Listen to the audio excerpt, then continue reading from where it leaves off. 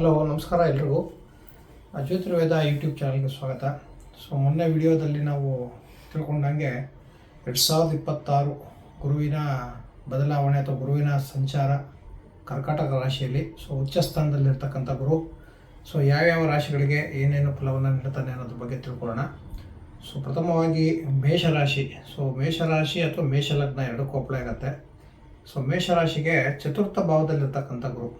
ನಾನು ಈಗಲೇ ಲಾಸ್ಟ್ ವಿಡಿಯೋದಲ್ಲಿ ತಿಳಿಸಿರೋ ಹಾಗೆ ಚತುರ್ಥ ಭಾವದಲ್ಲಿರ್ತಕ್ಕಂಥ ಗುರುಬಲ ಇಲ್ಲ ಅಂತಲೇ ಹೇಳ್ಬೇಕಾಗತ್ತೆ. ಗುರುಬಲ ಇಲ್ಲ. ಆದರೂ ಚತುರ್ಥ ಭಾವದಲ್ಲಿರ್ತಕ್ಕಂಥ ಗುರು ನಿಮ್ಮ ಮನೆ, ಆಸ್ತಿ ಖರೀದಿ ಅಥವಾ ವೆಹಿಕಲ್ಸ್ ಖರೀದಿ ಇವಕ್ಕೆಲ್ಲವಕ್ಕೂ ಕೂಡ ಒಂದು ಉತ್ತಮವಾದ ಪೊಸಿಷನ್ನೇ. ಇದರಲ್ಲಿ ಏನು ತೊಂದರೆ ಇಲ್ಲ. ಬಟ್ ಯಾವುದಕ್ಕೆ ನೆಗೆಟಿವ್ ಅಂದರೆ ಆರೋಗ್ಯದಲ್ಲಿ ಸ್ವಲ್ಪ ಸಮಸ್ಯೆ ಉಂಟಾಗ್ತದೆ. ಅದರಲ್ಲಿ ಸ್ವಲ್ಪ ನೀವು ಗಮನ ಹರಿಸಬೇಕು. ಅದೇ ರೀತಿ ಗುರುವು ಕರ್ಕಾಟಕ ರಾಶಿಯಿಂದ ಗುರುವಿಗೆ 3 ದೃಷ್ಟಿಗಳಿದೆ. 3 ದೃಷ್ಟಿ ಅಂತ ಏನಂದರೆ, ಒಂದು ಪಂಚಮ ಭಾವ, ಸಪ್ತಮ ಭಾವ ಮತ್ತು ಒಂದು ನವಮ ಭಾವ.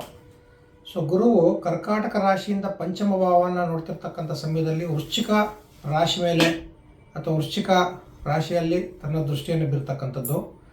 ತನ್ನ ಸಪ್ತಮ ಭಾವದಿಂದ ಮಕರ ರಾಶಿಯ ಮೇಲೆ ತನ್ನ ದೃಷ್ಟಿಯನ್ನು ಬೀರ್ತಕ್ಕಂಥದ್ದು. ಅದೇ ರೀತಿ ನವಮ ಭಾವದಲ್ಲಿ ಮೀನರಾಶಿಯ ಮೇಲೆ ದೃಷ್ಟಿಯನ್ನು ಬೀರ್ತಕ್ಕಂಥದ್ದು. ಈ ದೃಷ್ಟಿಗಳನ್ನು ನಾವು ಲಗ್ನದಿಂದಲೇ ನೋಡಬೇಕಾಗತ್ತೆ. ಲಗ್ನದಿಂದ ತಗೊಂಡಾಗ ಪಂಚಮ ದೃಷ್ಟಿ ಏನಾಗುತ್ತೆ ಅಂದರೆ, ಅದು ಅಷ್ಟಮ ಭಾವ ಅಂದರೆ ಲಗ್ನದಿಂದ 8ನೇ ಮನೆಗೆ ದೃಷ್ಟಿ ಆಗ್ತಿರ್ತಕ್ಕಂಥ ಸಾಕಷ್ಟು ಅಬ್ಸ್ಟಕಲ್ಗಳು, ಸಾಕಷ್ಟು ತೊಂದರೆಗಳು, ಸ್ವಲ್ಪ ಸಮಸ್ಯೆಗಳು ಹೆಚ್ಚಾಗಿ ಕಾಡ್ತಕ್ಕಂಥದ್ದು. ಅಷ್ಟಮ ಭಾವದಲ್ಲಿ ಒಂದು ಪಾಸಿಟಿವ್ ಏನಂದರೆ, ನಿಮ್ಮ ಹಿರಿಯರ ಆಸ್ತಿ ಗೀಸ್ತಿ ಆ ವಿಚಾರದಲ್ಲಿ ಸ್ವಲ್ಪ ಸಕ್ಸಸ್ಸನ್ನು ಕಾಣ್ಬೋದು.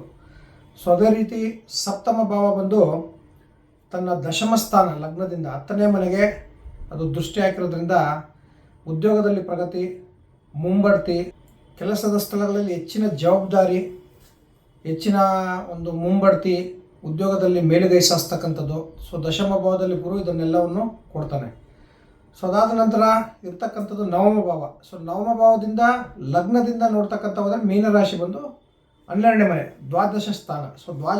ದ್ವಾದಶ ಸ್ಥಾನ ಏನಂದರೆ ಎಲ್ಲದರಲ್ಲೂ ವ್ಯಯ.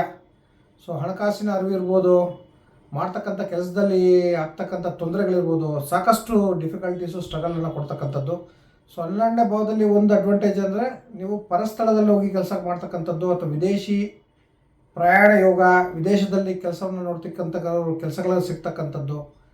ಈ ಥರದಕ್ಕೆ ಸ್ವಲ್ಪ ಉತ್ತಮವಾಗಿದೆ.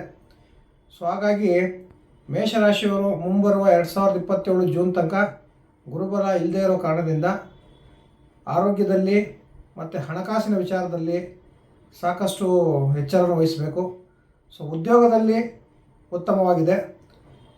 ಅದು ಬಿಟ್ಟು ಬೇರೆ ಇನ್ನೇನು ತೊಂದರೆ ಇಲ್ಲ ಮೇಷರಾಶಿ ಅಥವಾ ಮೇಷಲಗ್ನದವ್ರಿಗೆ. ಪರಿಹಾರ ಅಂತಂದರೆ, ನೀವು ಪ್ರತಿ ಗುರುವಾರ ಕಡಲೆಕಾಳು ದಾನವನ್ನು ಮಾಡ್ತಕ್ಕಂಥದ್ದು ಯಾವುದಾದ್ರು ಬಡವರಿಗೆ ಅಥವಾ ಪುರೋಹಿತರಿಗೆ. ಆದಾಗ್ಯೂ ಬಾಳೆಹಣ್ಣುಗಳನ್ನ ನೀವು ದೇವಸ್ಥಾನಗಳಿಗೆ ಕೊಡ್ತಕ್ಕಂಥದ್ದು, ಪುರೋಹಿತರಿಗೆ ಕೊಡ್ತಕ್ಕಂಥದ್ದು. ಅವನ್ನೆಲ್ಲ ಮಾಡೋದ್ರಿಂದ ನಿಮಗೆ ಗುರುವಿನ ಈ ದೋಷಗಳು ಕೂಡ ಪರಿಹಾರ ಆಗ್ತದೆ. ನಮಸ್ಕಾರ.